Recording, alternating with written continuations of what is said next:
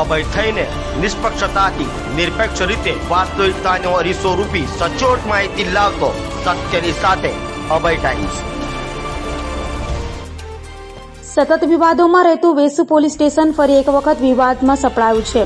Vesu waste field complex નજીક અશ્લીલ હરકત કરવાના આરોપમાં વેસુ પોલીસ સ્ટેશનમાં લવાયેલા 40 વર્ષના યુવકનું પોલીસ સ્ટેશનમાં જ રહસ્યમય સંજોગોમાં મોત નીપજ્યું હતું।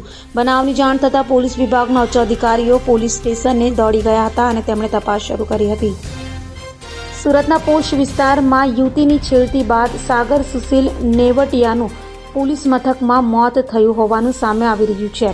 વેસુ વિસ્તારમાં આગમવર્ડ કોમ્પ્લેક્સમાં જાહેરમાં યુવતી સામે અશ્લીલ ચેનવાળા કરીને છેડતીનો યુવક પર આરોપ લગાવવામાં આવ્યો હતો।